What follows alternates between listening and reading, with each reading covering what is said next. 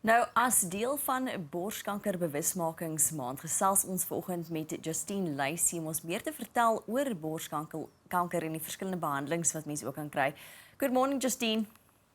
Good morning, Jennifer. How are you? I'm great, thank you, and thank you so much for joining us. I think this is such an interesting and very important conversation that we need to have to educate ourselves and people watching. So thank you very much for taking the time to speak to us this morning. I think let's start with a few statistics surrounding breast cancer when it comes to men and women in South Africa. Yes. So, Jennifer, in actual fact, the breast cancer accounts for 12.5% of all the new annual cancer diagnoses worldwide. And that is in actual fact making it the most common type of breast cancer in the world. Wow. And this actually rings true in the South African context as well, in that 1 in every 27 women in South Africa have a lifetime risk of developing breast cancer, and this affects women of all ages and all races. Justine, hi, it's Pierre. Just to mention something, it's such a daunting journey, I think, to be diagnosed with breast cancer. Is the journey getting easier? Is there hope? Is there people that's been diagnosed? What is the journey like?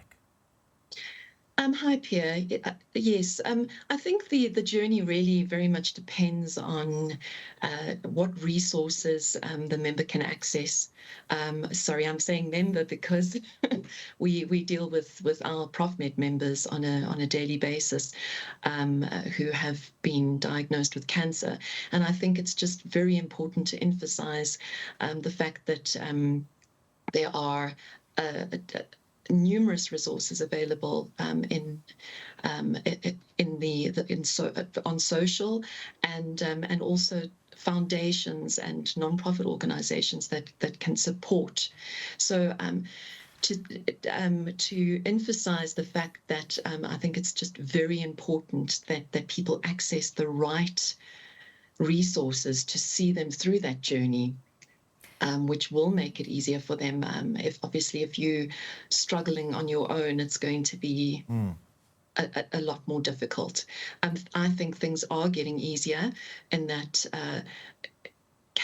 people are becoming more aware of cancer, and as a result, hopefully they know that they can access resources and seek the support they need.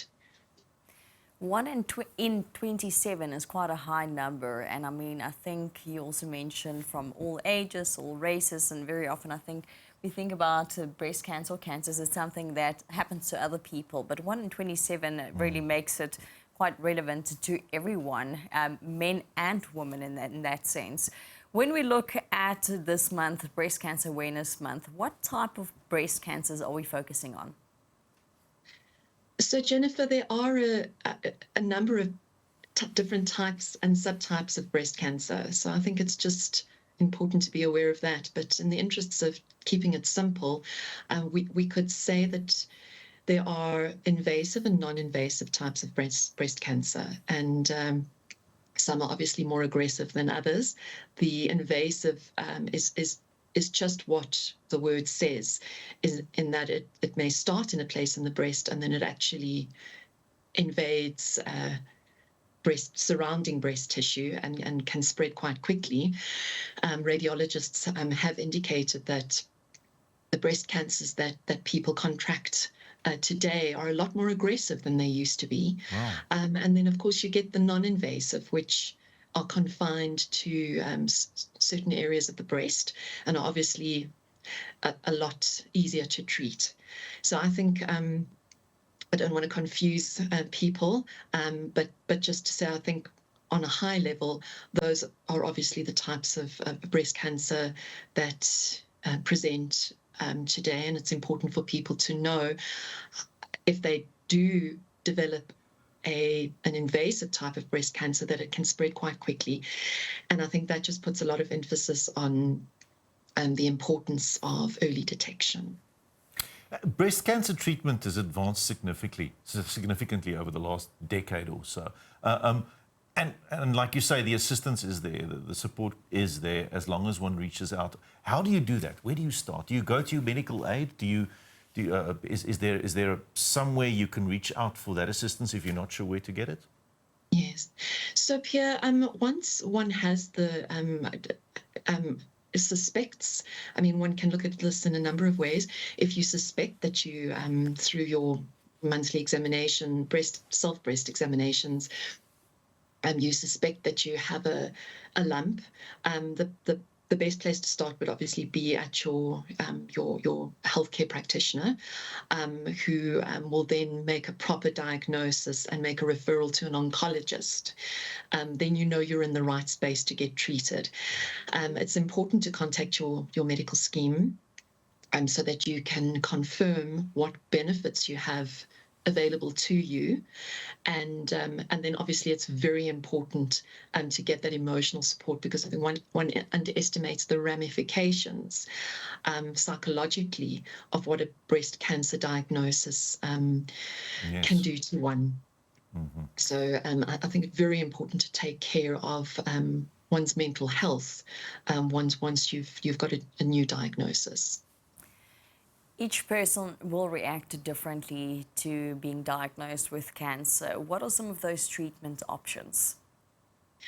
So the treatment options really very much depend on the type of cancer that you've developed, and obviously the stage that you're at and the extent of that cancer. So cancer is categorized in various stages, from stage 1, which is less serious obviously than stage 4.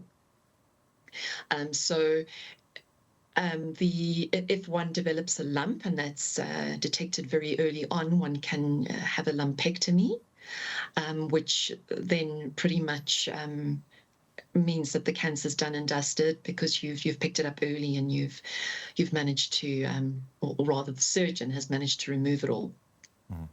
But in the later stages of cancer, obviously the chances of curability become very slim. And like I say, treatment can be complex, and it can range from surgery and chemotherapy to radiation therapy, and targeted treatment and biologics. These are often done in tandem. So if one has surgery, for instance, where the cancer is spread to the entire breast and you need a mastectomy or a removal of the breast, that may be done in conjunction with chemotherapy to ensure that the cancer is treated in its totality. And it ranges from less invasive to some very aggressive treatments, depending obviously on the type of breast cancer you have. But cancer is such a boogeyman. We keep worrying about it. We think, if just not me, please let it pass me by. Are there some certain factors or issues or risk factors that we can mitigate not to get cancer, or is it a given that if it's in your genetics and in your family, it's going to get you? No, there certainly are a lot of modifiable risk factors. So you get your modifiable risk factors and your non-modifiable risk factors. Obviously, the non-modifiable risk factors are those that we can't do much about. Those are effectively family history and genetics, which you might carry. That means that you're high risk when it comes to developing breast cancer. It doesn't mean that you're going to get it. It just means that you have to be extra careful, because you're carrying the gene that predisposes you to breast cancer. But the modifiable risk factors we can certainly concentrate on, and I think it's important for everybody to be vigilant about the about the modifiable risk factors, and those would be things like tobacco use, and alcohol use, and trying to effectively draw down on those, which means stop smoking, reduce your alcohol intake, because those things do predispose you to developing breast cancer. Other things are obesity and obviously late menopause.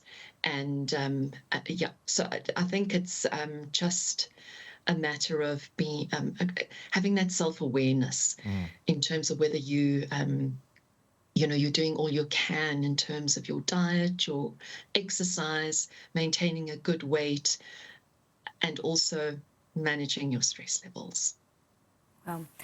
Justine, self-awareness, what are some of the risks or signs I need to look out for? Lumps maybe, are there any other signs that I need to look out for?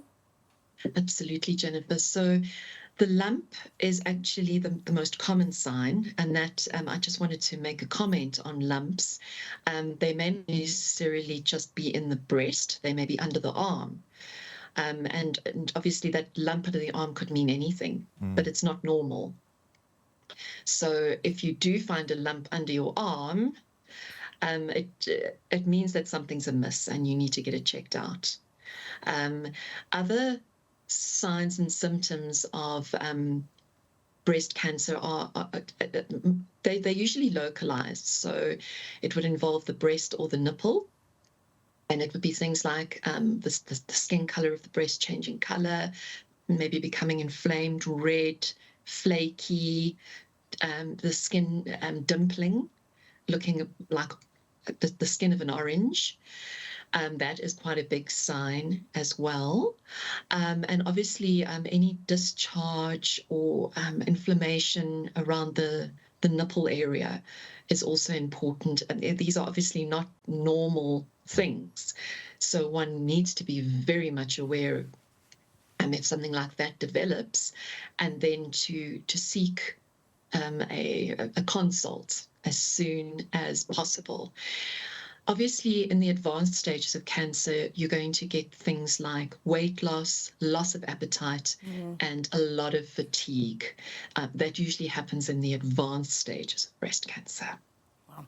Justine, thank you so much for taking some time to educate us on this very important issue surrounding breast cancer and Breast Cancer Awareness Month. We appreciate your time. You're very welcome. Thank you.